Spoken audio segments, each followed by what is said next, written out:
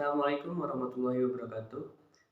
Perkenalkan, nama saya Muhammad Ilham Fadil Al-Habsyi, NIM 63010200046, dari kelas 3B Perbankan Syariah, akan menjelaskan tentang struktur pasar dalam Islam.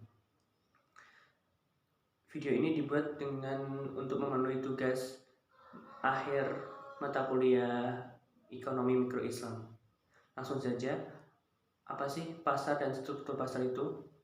Pasar adalah suatu tempat bertemunya penjual dan pembeli untuk bertransaksi barang atau jasa, atau tempat bertemunya permintaan dan penawaran sehingga dapat menetapkan harga.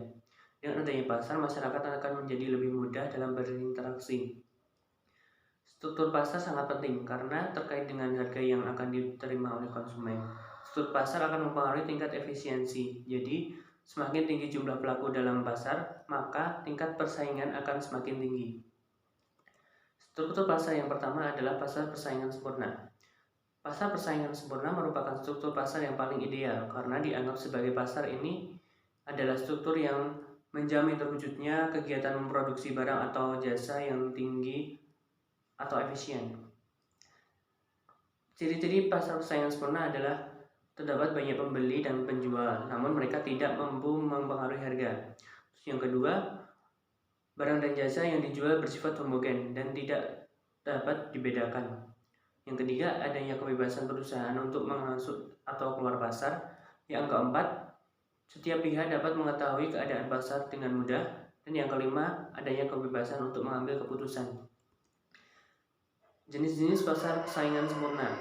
Yang pertama ada pasar persaingan sempurna jangka sangat pendek. Produsen tidak dapat mempengaruhi jumlah output yang ditawarkan di pasar. Oleh karena itu, dalam pasar persaingan sempurna jangka sangat pendek, harga output dipengaruhi oleh besar kecilnya permintaan akan barang tersebut.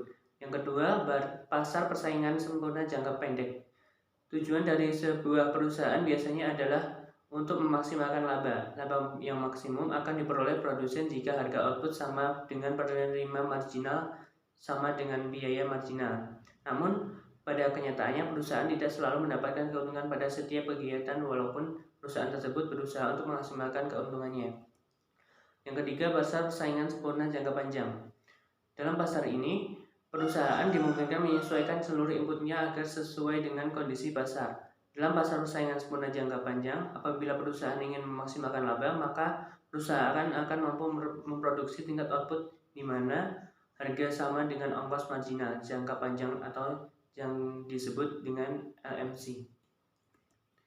Yang kedua, pasar persaingan tidak sempurna.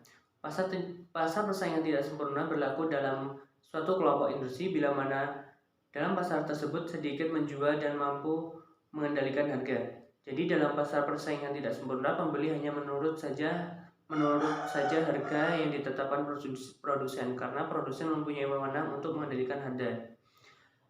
Ciri pasar persaingan tidak sempurna adalah dalam pasar terdapat sedikit penjual dan banyak sekali pembeli. Masing-masing penjual dapat bersatu untuk menguasai pasar dan pembeli tidak bebas menentukan pilihannya karena sedikit penjual yang ada di pasar.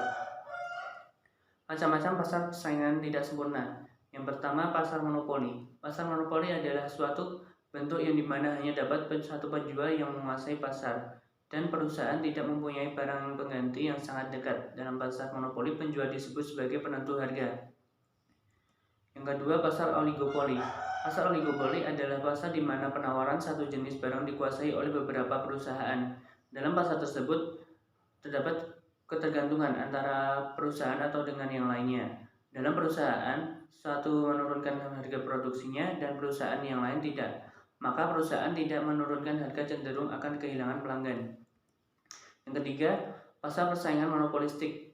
Pasar persaingan monopolistik adalah pasar yang dimana dalam pasar tersebut terdapat banyak penjual yang menghasilkan produk yang bersifat heterogen atau berbeda.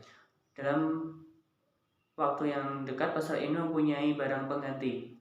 Pasar monopolistik adalah pasar yang sering kita jumpai di masyarakat.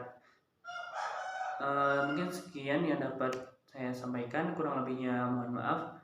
Assalamualaikum warahmatullahi wabarakatuh.